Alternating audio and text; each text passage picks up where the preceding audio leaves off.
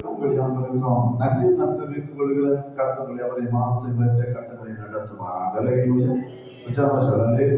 கடந்த நாட்கள் முழுவதும் கர்த்தருடைய கிருபை நம்மோடு கூட இருந்தபடினாலே ஆண்டவருக்கு நன்றி செலுத்துவோம். இந்த நாளில் கர்த்தருடைய கிருபைகளை அதிகமாய் தந்து கர்த்தரை நடத்துவாராக.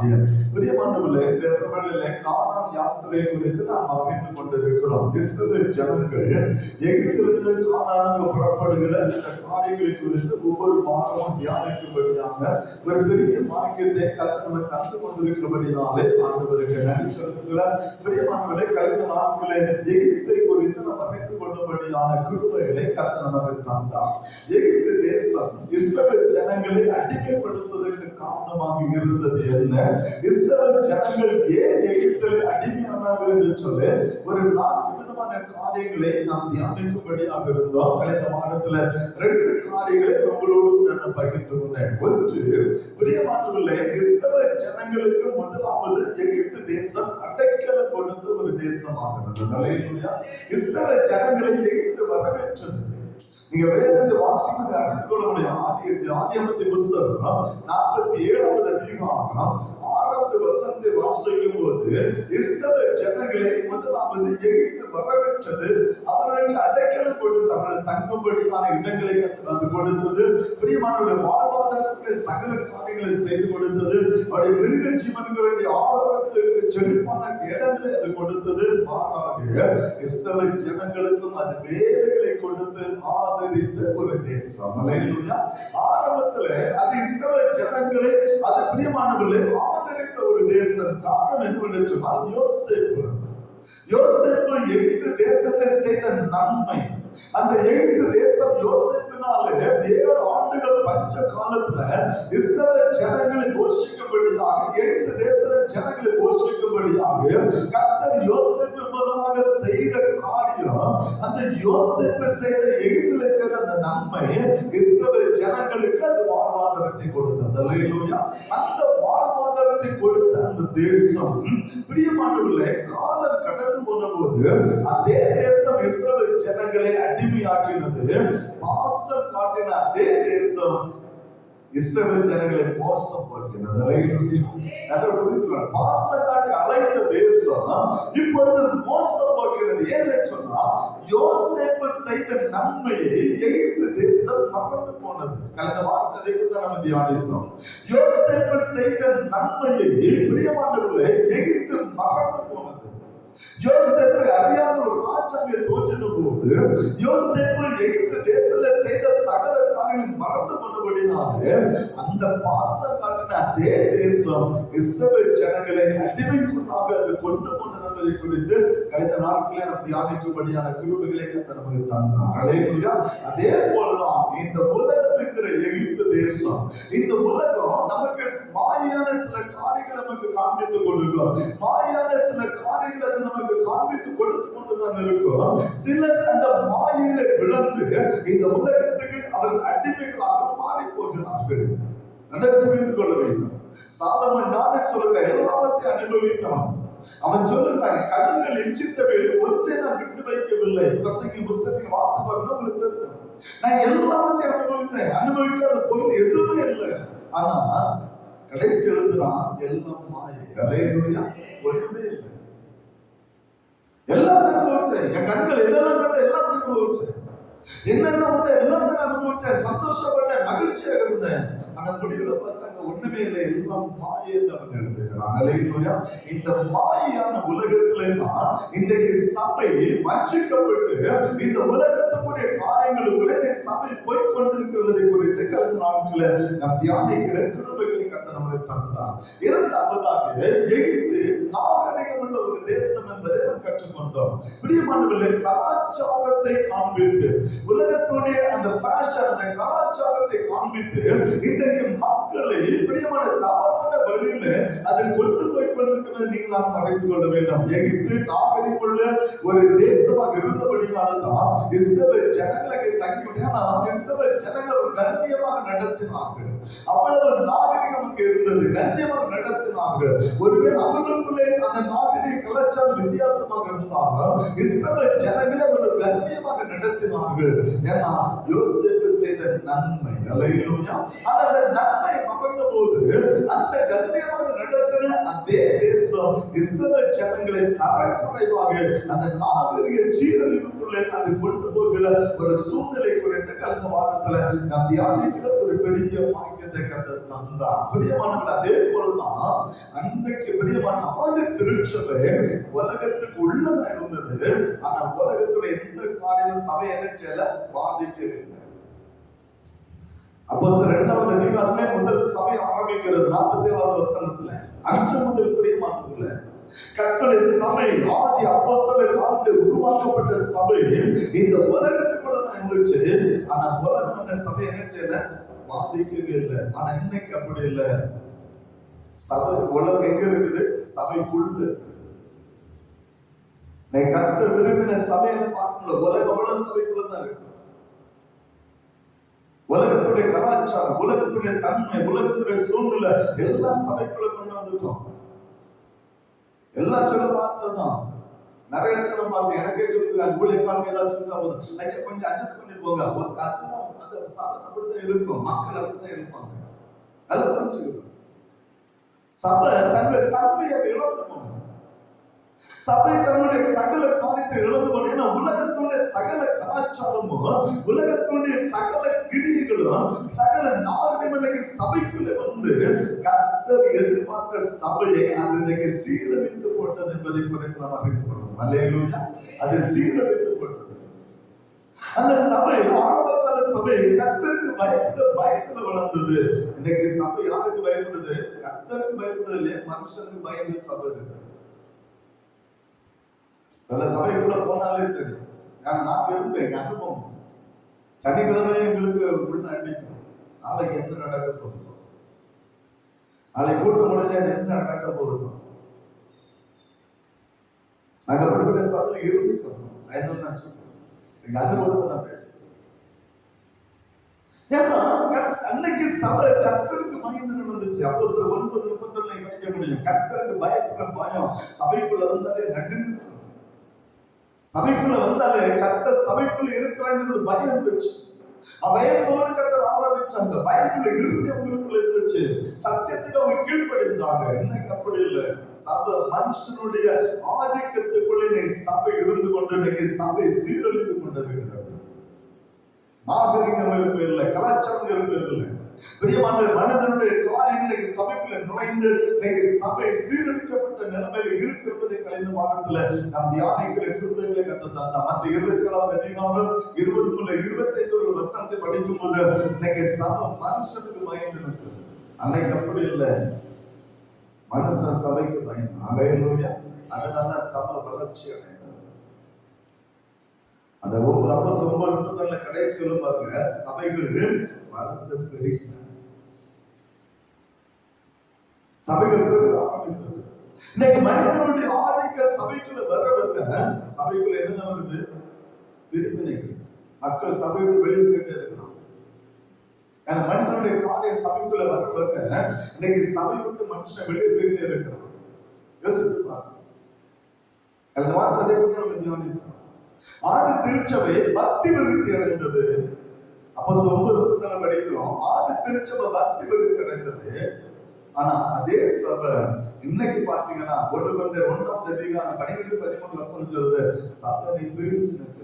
நான் அந்த கூட்டத்தை சார்ந்தவன், நான் இந்த கூட்டத்தை சார்ந்தவன், நான் அவர்களை சார்ந்தவன், நான் இவர்களை சார்ந்தவன் என்று சொல்லி சபை பிரிந்து நிற்கிறது. கர்த்தர் சொல்லுகிற வார்த்தை சபை கேட்காது. அங்க 4 குரூப் இருந்துச்சு. நீங்க 1 அதிகாரம் 12-13 வசனத்தை படிச்சு பாருங்க. 4 குரூப் இருந்துச்சு ஒரு சபைக்குள்ள. ஒரு சபைக்குள்ள 4 கூட்டம்.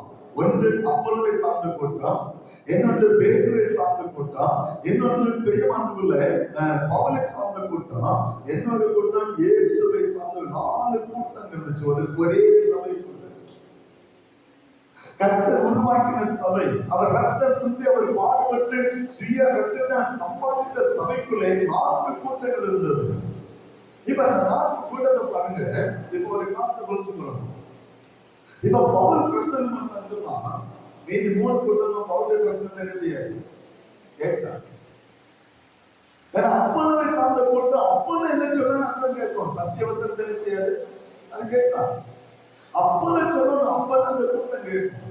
பவுலை சார்ந்த கூட்டம் பவுல் சொல்லணும் அப்பதான் அந்த கூட்டம் கேட்கும். சொல்லுவோம், நல்லா கேட்க சத்திய வசனத்தை அது ஒரு காலம் கேட்காது. மனிதனுடைய சத்தத்துக்கு செவி கொடுக்கிற சபையாக அது மாறிக்கணும். மனுஷன் சொல்லுதோ அதுக்கு அது கீழ்ப்படியும். ஆண்டவருக்கு என்ன செய்யாது, அதை கீழ்ப்படியும். அதெல்லாம் ஆறு திருச்சபையுடைய கர்த்தருக்குள்ள வளர்ந்தது பக்தி விருத்தி அடையும்.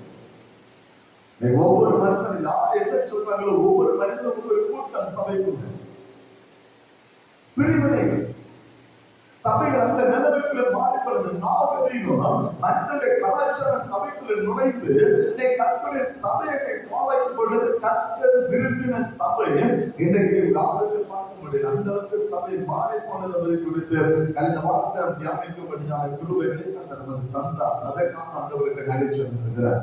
இன்னைக்கு ரெண்டு காரியத்தை உங்களுக்கு பதம் வைக்க ஆசைக்கிறேன். பிரியமானவர்களை, மூன்றாவதாக எகிப்து தேசம் படைபலம் மிக்க ஒரு ராணுவ தேசம். படைபலம் மிக்க ஒரு ராணுவ பாதுகாப்பு அதிகமாக இருந்த ஒரு தேசம் என்பதை மறந்துவிடக் கூடாது. ஏன்னா எகிப்து என்பது ஒரு பெரிய ஒரு சாம்ராஜ்யம். எகிப்து என்பது பெரிய சாம்ராஜ்யம். உள்ள யாருமே நுழைந்து விட முடியாது. அந்த அளவுக்கு அது பாதுகாப்பு நிறைந்த ஒரு தேசம் என்பதை மறந்துவிடக் கூடாது. நீங்க பாத்தீங்கன்னா தேசங்களில் யுத்தங்கள் நடந்து கொண்டிருக்கிறது. அந்த தேசம் பாதுகாப்பை இழக்கும் போது ஜனங்கள் என்ன செய்யறாங்க, தேசத்தில் என்ன செய்யறாங்க, அகதிகளா வெளியேற போய் வந்தாங்க. மலையிலோய ஏன்னா அது பாதுகாப்பை இழக்க. அந்த தேசம் பாதுகாப்பை இழக்கும் போது அது இஸ்ரேலாக இருந்தாலும் சரி, அது ஈரானாக இருந்தாலும் சரி, அது எப்படிப்பட்ட அமெரிக்கா இருந்தாலும் சரி, அது நம்முடைய தேசமாக இருந்தாலும் சரி, எப்படிப்பட்ட ஒரு தேசமாக இருந்தாலும் சரி, அது பாதுகாப்பு இருக்கும் வரையில் ஜனங்கள் அங்கே சமாதானமாய் குடி இருக்க முடியும். அந்த தேசம் பாதுகாப்பை இழக்கும் போது, அந்த தேசத்துடைய பாதுகாப்பை இழந்து அது காணப்படும் போது ஜனங்கள் அகதிகளாக வெளியேற வேண்டிய சூழ்நிலை இங்கு உருவாகும். ஆனா எகிப்து அப்படி இல்லை, ஒரு பாதுகாப்புள்ள ஒரு தேசம். திடீரென்று எகிப்துல யார் நினைச்சோடைய முடியாது. அந்த அளவுக்கு ராணுவ பலம் அதிகமாக ஒரு தேசமாக இருந்தபடினால்தான் இஸ்ரவேல் ஜனங்கள் அந்த பாதுகாப்பை நம்பி அங்கே தங்கி விட்டார்கள். எத்தனை தலைமுறை? 4 தலைமுறை. அவர் அங்கே தங்கி விட்டார். நல்ல புரிஞ்சுக்கணும். தேசம் எத்தனை வருஷம் பஞ்சம்? 7 ஆண்டு பஞ்சம். 7 ஆண்டு செழிப்பு, 7 ஆண்டு பஞ்சம். நல்ல புரிஞ்சுக்கணும். அப்போ இஸ்ரவேல் ஜனங்களுக்கு கர்த்தர் கொடுத்த தேசம் கானான் தேசம். அந்த கானான் தேசத்தை பஞ்சம் உண்டானபடினால்தான் இப்ப எங்க வந்திருக்கிறாங்க, எகிப்துக்கு வந்திருக்கிறாங்க. 7 வருஷம் பஞ்சம் முடிஞ்சிட்டு ஜனங்கள் எங்க போயிருக்கணும்? ஆனா நினைச்சிருக்கணும், போயிருக்கணும். ஆனா எங்க நினைச்சிருக்கான்? அங்கேயே தங்கிட்டோம். பாதுகாப்பு இங்க இருக்கிறது, தனக்குடைய செழிப்பு இங்க இருக்கிறது, தன்னுடைய ஆடமாடுகளுடைய ஆதாரம் இங்க இருக்கிறது, தனக்கேற்ற வேலையும் இங்க இருக்கிறது. ஏனென்றால் இஸ்ரவேல் ஜனங்கள் மீண்டுமாய் கானானுக்கு பிரயாணப்பட மனம் இல்லாதவர்களுக்கு அந்த எகிப்து தேசத்துல அவர்கள் அப்படியே உட்கார்ந்து விட்டார்கள். ஏன்னா அந்த அளவுக்கு அது படைபலமிக்க ஒரு தேசமாக இருந்தது. கிறிஸ்துவுக்குள் பிரியமானவர்களே, இன்றைக்கு சபை அப்படித்தான். நல்ல புரிஞ்சுக்கணும். அந்த சபையில பாதுகாப்பு இருக்கும் வருதுதான் ஜனங்கள் சபைக்குள்ள என்ன செய்வாங்க, அவங்க இருப்பாங்க. சபையில இன்னைக்கு 52 குடும்பம் இருக்குன்னு சொன்னா அந்த 52 குடும்பத்துக்கு சபைக்குள்ள பாதுகாப்பு என்ன செய்யணும், இருக்கும். அந்த 52 குடும்பத்துக்கு ஒற்றுமை இருக்கணும், ஒரு பாதுகாப்பு இருக்கணும். எப்பொழுது அந்த குடும்பம், அந்த 52 குடும்பத்திலே ஒரு குடும்பம் இந்த சபையில எனக்கு பாதுகாப்பு இல்லை என்று சொல்லி என்னைக்கு தோன்றுகிறதோ அந்த சபையை விட்டு என்ன செய்யும், வெளியே போகும்.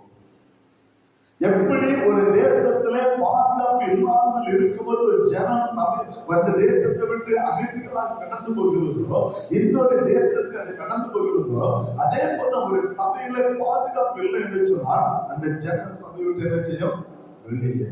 பாதுகாக்க வேண்டிய கடமை நமக்கு உண்டு. அதுதான் வேதம் நமக்கு கற்றுக் கொடுக்கிற ஒரு காலம். இஸ்ரவேல் ஜனங்களுக்கு எகிப்து பாதுகாப்பு இருந்தபடினால்தான் அந்த பாதுகாப்பை நம்பி அங்க இருந்தாங்க. ஆனா பாதுகாப்பு கொடுத்த தேசம் அப்படியே அவர்களை அடிமைகளாக மாற்றிக்கொண்டது. என்ன சொன்னாங்க தெரியுமா? நீங்க யாத்திராமதி புஸ்தகம் 1ஆம் அதிகாரத்தை திருப்பும் போது அங்கே ஒரு வார்த்தை நமக்கு கற்றுக் கொடுக்குது. யாத்திராம 1ஆம் அதிகாரம் நமக்கு கற்றுக் கொடுக்கிறது பாருங்க. 10வது வசனத்தை வாசிக்கலாம். அவர்கள் பெருகாதபடிக்கும் ஒரு யுத்தம் உண்டானால் அவர்களும் நம்முடைய பகையோடு கூட நமக்கு விரோதமாக யுத்தம் பண்ணி தேசத்தை விட்டு புறப்பட்டு போகாதபடிக்கும் நாம் அவர்களை குறித்து உபாயம் பண்ண வேண்டும். அவர்கள் பெருகக்கூடாது. ஒரு யுத்தம் உண்டானால் அவர்கள் நம்முடைய எதிராளியோடு சேர்ந்து நமக்கு யுத்தம் பண்ணி தேசத்தை விட்டு வெளியேறிச்சு விடாது, போகவும் கூடாது. அவர்களுக்கு பாதுகாப்பு இருந்து என்ன யுக்தி பண்ணி அவர்களை அடிமையாக்க முடியுமோ அந்த காரியத்தை எகிட்டு நன்றாக அதை செய்து முடிக்கிற நீங்கள் நான் மறைத்து கொள்ள முடியும். அதே போல பிரியமானவர்கள, இந்த உலகத்தை வாழுகிற நமக்கு ஒரு பாதுகாப்பை போல இருக்கலாம். இந்த உலகத்தை வாழும்போது அது நமக்கு செழிப்பான ஒரு காலத்தை காண்பிக்கிறது போல இருக்கலாம். இந்த உலகம் நமக்கு சமாதானமுள்ள ஒரு காலமாய் நம்ம காண்பித்துக் கொடுக்கலாம்.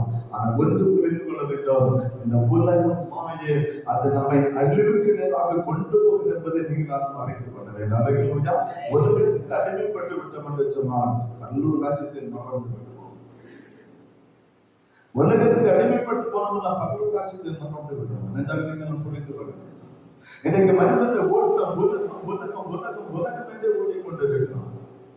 உலகத்தை நோக்கி நீங்க மனிதன் ஓடிக்கொண்டிருக்க காலைல எழுந்ததிலிருந்து இரவு தூங்கும் வரையிலும் அந்த உலகத்தை குறித்த ஒரு சிந்தனை, உலகத்துடைய காரியங்களை குறித்த ஒரு சிந்தனை, என்னுடைய வாழ்வாதாரத்தை குறித்த ஒரு சிந்தனை, இவைகள்லாம் என்னை உருவாக்கி பிரியமான என்ன அதற்குள்ள அமிழ்த்து வைக்கிறது தவிர என்னால் வெளியே நினைச்சு வர முடியல. கானானுக்கு என்னால் பிரயாணம் பண்ண முடியாது. எகிப்து அப்படிதான் இஸ்ரவேல் ஜனங்களை வைத்திருந்தது. ஒரு பாதுகாப்பான தேசத்தை போல இருந்தாலும் அந்த தேசங்களை அடிமைப்படுத்தினது. அந்த தேசத்துடைய காரியம் கடைசி முதல்ல பாதுகாப்பு போல இருந்தது.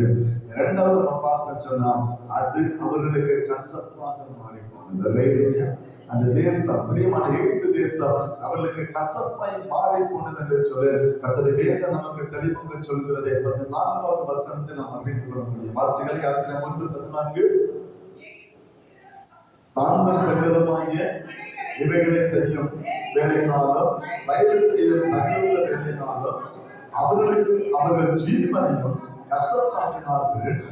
அவரை கொண்டு செய்கிற எல்லா வேலைகளிலும் அவர்களை பாதுகாப்புன்னு சொல்லி போனாங்க. அது தன்னுடைய ஜீவனை கசப்பாக்கினது.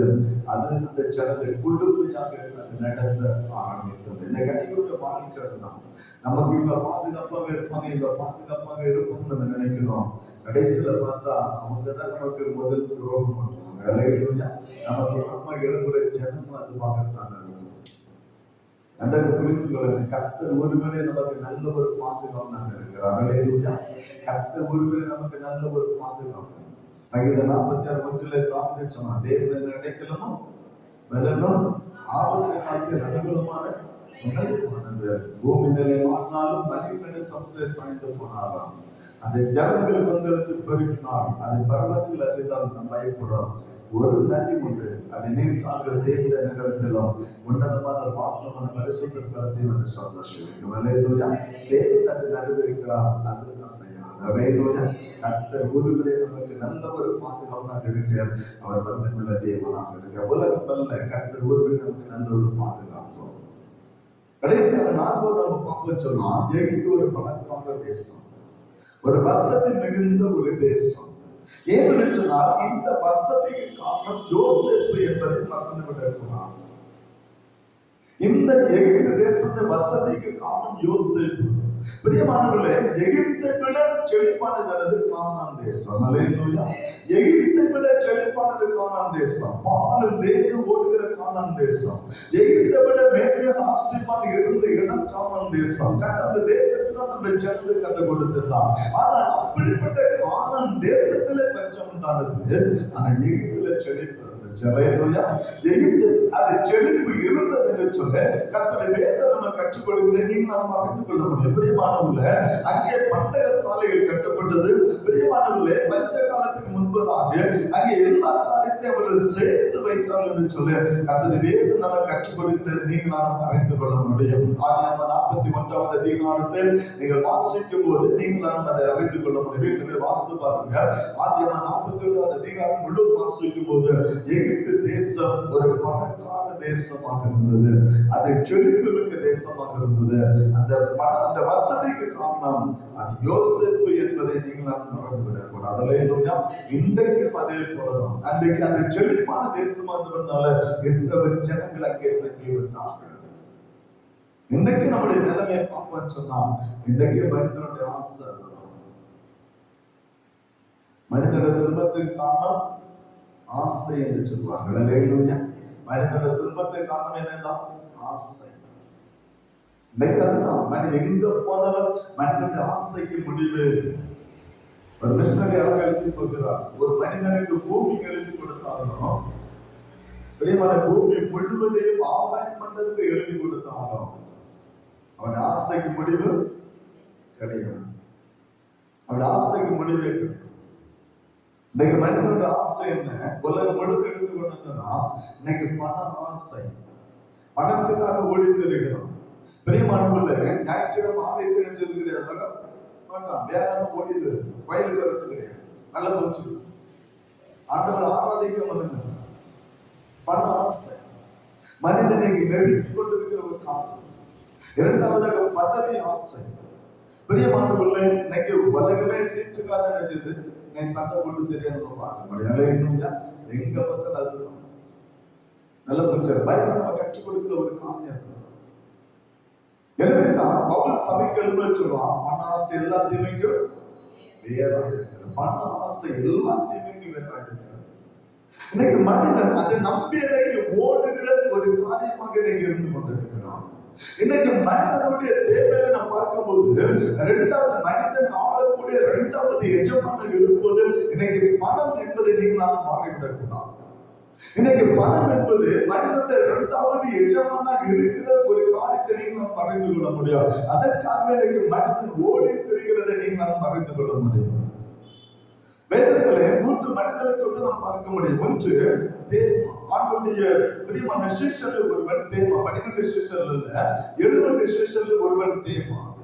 நீங்க கொலோசர் 1வது அதிகாரம் 14வது வசனத்தை வாசிக்கும் போது லூக்காவோடு சேர்ந்து கர்த்தருடைய ஊழியத்தை செய்தவன் தேவா. அதை புரிந்து கொள்ளுங்கள். லூக்காவோடு சேர்ந்து கர்த்தருடைய ஊழியத்தை செய்தவன் தேவா. வேதம் சொல்கிறது மருத்துவராகிய லூக்காவும் தேவாவும் உங்களுக்கு வாழ்த்துல சொல்லுகிறார்கள். கொலோசியர் 1வது அதிகாரம் 14வது வசனம் சொல்கிறது. அப்படிப்பட்ட கர்த்தருடைய ஊழியக்காரன் தேவா. ஆனா இப்ப நீங்க பாத்தீங்கன்னா 2 தீமோத்தேயு 4:10 வாசிக்கும் போது இப்பிரபஞ்சத்திலே அவன் ஆசை கொண்டவனாய், இந்த உலகத்திலே அவன் ஆசை கொண்டவனாக இருந்தபடினால பிரியமான ஊழியத்தை விட்டு அவன் வெளியேறுகிறான். ஆசை எதுவல்ல, உலகத்துக்கு மேல ஆசை, பிரபஞ்சத்துக்கு மேல ஆசை. நல்ல புரிஞ்சுக்கணும். ஊழியத்தினுடைய ஆரம்பம் நல்லதான் இருக்குது. ஆனா கொஞ்ச நாள் போனா போதும் இந்த ஊழியக்காரங்களே பதவி ஆசை, பண ஆசை. இன்னைக்கு பார்த்தாலும் எங்க போனாலும் சரி சம்பாதிக்கவே ஊழியக்காரன் தோற்றி இருக்கிறோம். பதவி ஆசை, பதவிக்காக எதையும் செய்ய ஆயத்தம் உள்ளவனாக இருக்கிறான் கர்த்தருடைய ஊழியக்காரன்.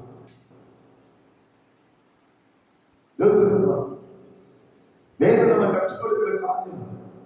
தேவா ஊழியத்தை நன்றாக தான் ஆரம்பித்தான். கர்த்தருடைய ஊழியத்தை செய்தவன் தேவா.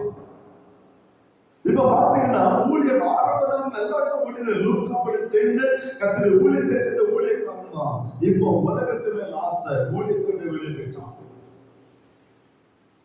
பெலியாமை குறித்து நம்ம பார்க்க முடியும். 8ஆம் புத்தகம் 23வது அதிகாரம் 20வது வசனத்தை வாசிக்கும் வேதம் சொல்லுகிறது, நான் ஆசீர்வதிக்க கட்டளைப்பட்டிருக்கிறேன், நான் ஆசீர்வதிக்கிறவனை தவிர சபிக்க கூடாதுன்னு சொன்னார். இஸ்ரவேல் ஜனங்களே ஆசீர்வதிக்கும்படியாக தேவனால் அழைக்கப்பட்டவன் பிள்ளைங்க தீர்க்கதரிசி. தேவனால் அழைக்கப்பட்ட ஒரு தீர்க்கதரிசி இஸ்ரவேல் ஜனங்களை ஆசீர்வதிக்கும்படியாக தேவனால் அழைக்கப்பட்ட ஒரு தீர்க்கதரிசி. ஆனா இப்ப என்ன தெரியுமா, என்னால 22வது வசனத்தை படிக்கும் போது பிரியமான வெள்ளி உடைமைகள் பொருள் உடைமைகளுக்காக இஸ்ரவேல் ஜனங்களை சபிக்கும்படியாக அவன் அழைக்கப்படுகிறான். இஸ்ரவேல் ஜனங்களை சபிக்க முடியல, ஆனா சதி திட்டம் தீட்டி அந்த ஜனத்தை வீழ்த்துகிற ஒரு காரியத்தை நீங்கள் அறிந்து கொள்ள முடியும். எனவே வெளிப்பாட்டுக்கு அந்த சபைக்கு சொல்லும் போது நிலையாவுடைய சூழ்ச்சியில விழுந்தாங்க கதை எழுதி வைத்திருக்கிறார். நல்ல புரிச்சு ஒரு ஊழியர்களாக சபையை ஆசீர்வதிக்கவே தவிர சபையை ஒரு நாள் நினைச்ச சபைக்கு அதான் ஊழியர்கள். ஏன்னா தேவனால் ஆசீர்வதிக்கப்பட்டது சபை, கர்த்தரால் ஆசீர்வதிக்கப்பட்டது சபை. கர்த்தரை ஆசீர்வதிக்க விரும்புகிறார். எபேசியர் 1:3 படி உன்னதத்துல சகல ஆசீர்வாதம் அந்த சபை ஆசீர்வதிக்கிறார். ஆனா இந்த பணத்துக்காக கூலிக்காக சபையை விற்று கொடுக்கிற ஒரு ஊழியக்காரன் அவன் மாறினான்.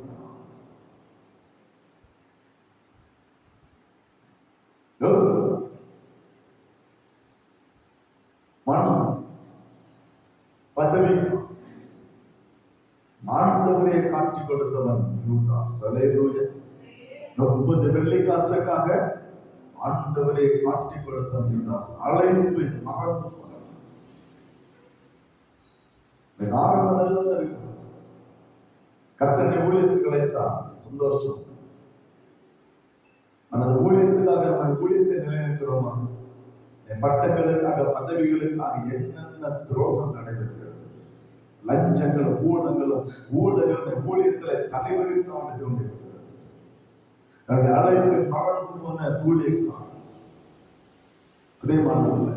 சபையை சமைக்கிற ஊழியக்காரன், வேதம் நம்ம கற்றுப்படுத்துகிற காரியம் எகிப்து அதைத்தான் செய்தது. ஆண்டவரே ஜனம் என்று பாராதபடிக்கு அந்த ஜனத்தை அடிமைப்படுத்தினது. ஆண்டவருடைய ஊழியக்கான யோசேப்பு நாம் வளர்ந்தோம் என்கிற அந்த வளர்ச்சியை மறந்து போய் அந்த ஜனத்தை அதை அடிமைப்படுத்துகிற சூழ்நிலைக்குள்ளாக அது மாறி போனது. யோசித்து பார்க்க வேண்டும். எதற்கு நம்ம அடிமைகளாக, பணத்துக்கு அடிமையாக இருக்கிறோமா அல்லது பதவிகளுக்கு அடிமைகளாக இருக்கிறோமா? யோசித்து பார்க்கணும். கர்த்தர் நமக்கு செய்த கிரியை, கர்த்தர் நமக்கு செய்த காரியம் என்ன? அபிஷேகம் பண்ணப்பட்டவன் சொல்லுகிறோம், பணத்துக்கு அடிமை.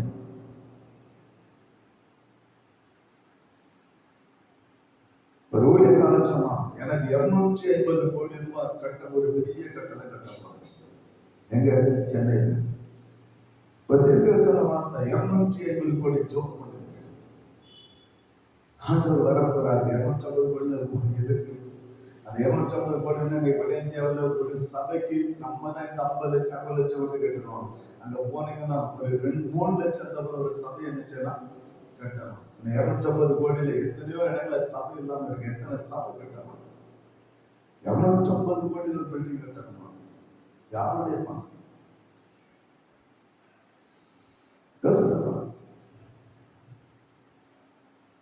பதவிக்காக பட்டத்துக்காக பணத்தை கொடுத்து பதவியில் போயிருக்க இருந்து சம்பாதிக்கணும். ஊழியத்தை நடத்தணும். ஊழியக்கான நிலைமை, ஊழியத்துடைய நிலைமை தான். ஏன் கர்த்தருடைய சபை இன்னைக்கு மக்களாய் கொண்டு இருக்கிறது? ஏன் பிரியமானவர்களே இன்னைக்கு சபை இந்த உலகத்தில் அடிமைத்தனமாக இருக்கிற காரணம் என்ன? உலகத்துல சூழ்நிலை புரிந்து கொள்ள வேண்டாம். இந்த நிலைமை தான் அந்த எகிப்தில் நடந்தது. நம்முடைய ஜனத்தை அப்படி அடிமையாக்கி போட்டது. கிறிஸ்துவ இன்றைக்கு நாம் எதற்கு அடிமையாக இருக்கிறோம்? பணத்துக்கு அடிமையாக இருக்கிறோமோ, பதவிக்கு அடிமையாக இருக்கிறோமோ, அல்லது படைபலமுள்ள ஒரு ராணுவம் மிக்க ஒரு பாதுகாப்பு நிலைமையில நாம் இருந்து கொண்டு பிரியமானவர்களை நாம் என்ன செய்து கொண்டிருக்கிறோம்? யோசித்துப்பாங்க. நீங்களுமான பரம காணானுக்கு அழைக்கப்பட்ட ஜனம், அல்லேலூயா, பரம ராஜ்யத்துக்கு கர்த்தரால் தெரிந்தெடுக்கப்பட்ட ஜனம். கர்த்தருக்கு ஏற்ற காரியத்தை நடக்க கற்றுக்கொள்ள வேண்டும். கர்த்தருக்கு பயப்படுற பயம் நமக்கு இருக்கும். அல்லேலூயா, ஆண்டவருக்கு ஏற்றவர்கள் நடக்க கற்றுக்கொள்ள வேண்டும். கர்த்தர் விரும்புகிற காரியம் அதுதான். கர்த்தர் எதிர்பார்க்கிற காரியம் அதுதான். அந்த இஸ்ரவேல் ஜனங்கள் பிரியமானவர்களே எல்லாவற்றுக்கும் தன்னை அர்ப்பணித்து எகிப்திலுள்ள சகல காரியங்களை தன்னை ஒப்புக் கொடுத்து அங்கே அடிமைகளாக இருந்து போனாங்க. எனவே கானானுக்கு போவது அவளுக்கு ஒரு கடினமான ஒரு பாதையாக மாறி போனது. இப்போ அவங்களால கானானுக்கு போக முடியாது.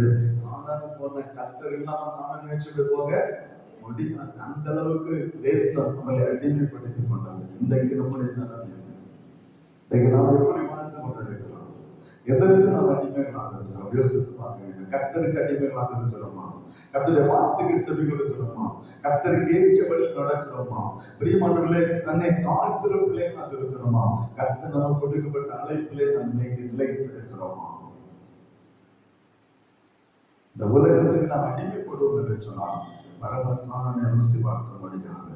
பரமக்கான ருசி பார்க்க வேண்டும் என்று சொன்னால் இந்த உலகத்தோட அடிமைத்தத்தை நீங்கள் நாம் விடுதலையாக்கப்பட வேண்டும்.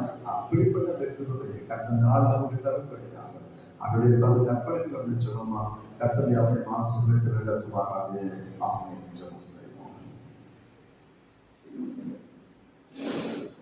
மகா இரக்கமும் கிருபையும் தரலாம்.